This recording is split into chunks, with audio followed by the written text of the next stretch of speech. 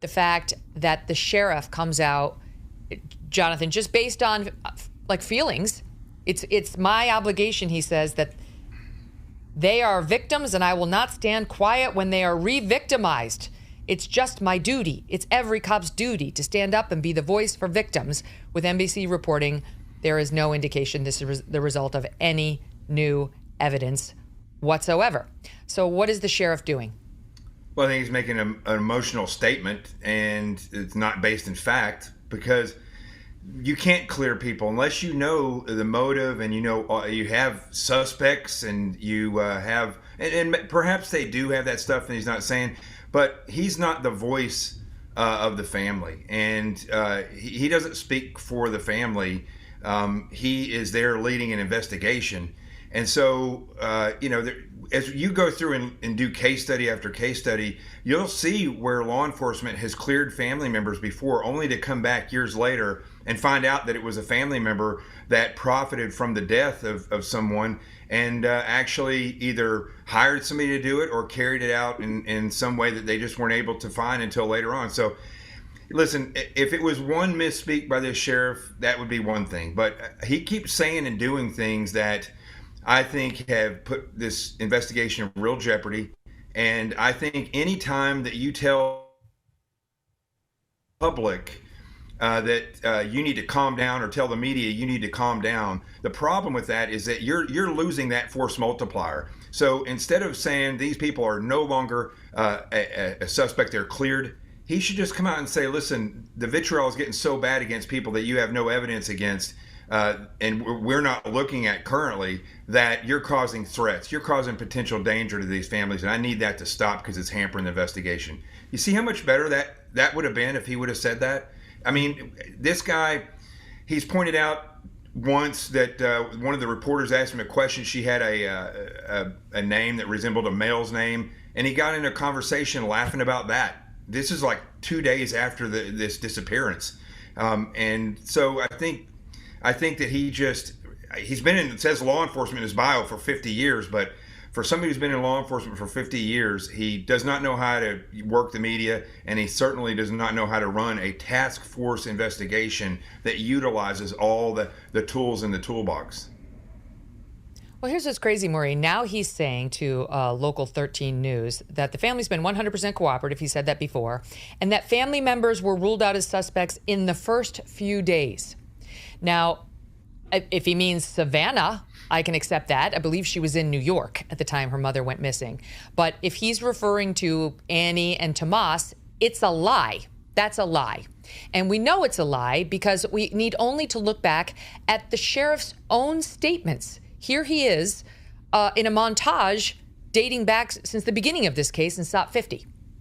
Nobody's eliminated, but we just really don't have enough to say, this is our suspect, this is our guy, we know, or our gal. We just don't know that. Are you actively investigating the son-in-law in this case? You said you haven't eliminated everybody.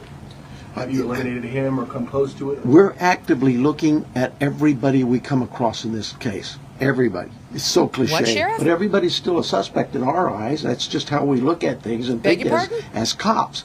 Does that mean we have a prime suspect? No, and the family's been very cooperative. They've done everything we've asked of them, and we want that relationship to continue. And sometimes people can be mean out there, and that can really harm us and harm our efforts.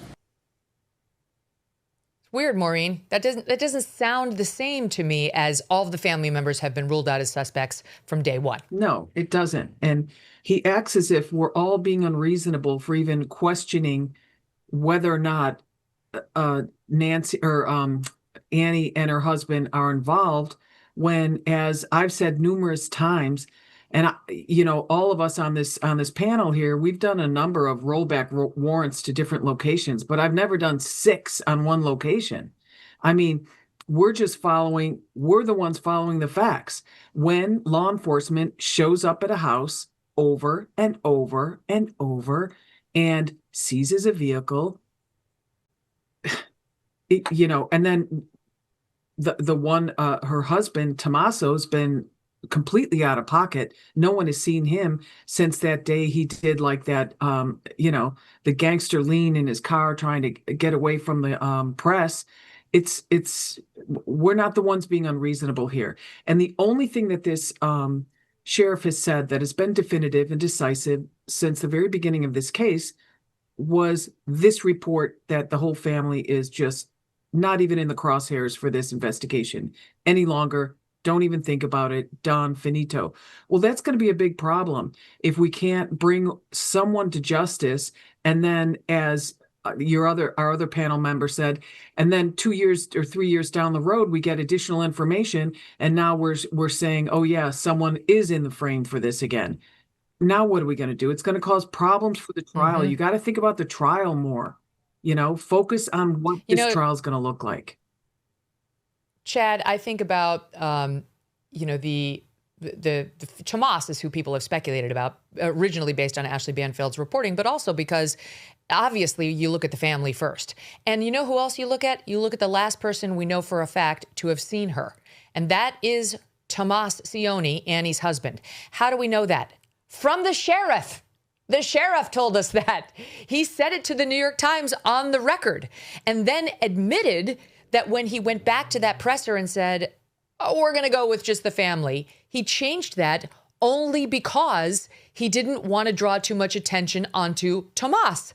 Well, that's the most foolhardy thing ever. You can't say, I'm changing it from Tomas to just the family because I want to remove any suspicion or focus on Tomas, especially when you've been going to his house overnight repeatedly. You've sent people in there to search who have left with evidence bags. And we know that you impounded the family car, and you refuse over and over again to say that he's not a suspect on camera to reporters from the beginning of the case. I mean, the sheriff needs some serious media training. So obviously, he's not good at crisis management either. He's not good at crime scene management at all. We've got, investigators discarding their gloves. I still do not understand why Nancy's house was not roped off, taped off, sealed until she's brought home. We talked about that the other day. We are seeing sloppy investigations going on here. And just like Maureen said, this very well, Megyn, can affect the trial if and when someone is brought into custody for this. So again, what is going on? This is police 101. I mean, this sheriff's acting like he's on Paw Patrol. This is policing 101. You start with the family. All right, you start with the people who last saw Nancy, family. So again, in this back and forth stuff, this is why nobody, has any credibility with this guy. It's so true. And he's not doing anybody any favors. If this were me and my mother, God forbid, I wouldn't care if they focused on me, my husband, my brother-in-law, my sister-in-law, anybody. I would not, as long as they were still talking about my case, I'd be thrilled. That's it. What does the family of every missing person want? Media coverage. They would give anything to have the three of you moderating a panel about their missing loved one, day in, day out. If they had to be the subject of the speculation, so be it. The whole point is to keep your loved one in the news so that people are still thinking about her and looking for her. That's the name of the game. It's the only name of the game when it comes to finding a missing person, assuming you have a competent law enforcement leader who's going after the search. International disputes, inflation, rising national debt, digital currency. There is a never-ending list of reasons gold has risen over 700% in the last 20 years. And a never-ending list of reasons smart Americans diversify a portion of their savings into precious metals with Birch Gold Group. Gold can thrive during uncertainty, which is why it is a crucial part of a balanced strategy. It gives you peace of mind given all the events that could impact the U.S. economy. See if holding gold in a tax-sheltered retirement account is right for you. Birch Gold can help you convert an existing IRA or 401k into an IRA in gold. Just text MK to the number 989898 to receive your free info kit on gold. There's no obligation, just useful information. With an A+ rating from the Better Business Bureau and tens of thousands of happy customers, consider letting Birch Gold help you diversify with gold, so you too can have peace of mind regardless of the uncertainty. Text MK to the number 989898. Thanks so much for watching. If you like what you just saw, hit the subscribe button for more clips and full episodes.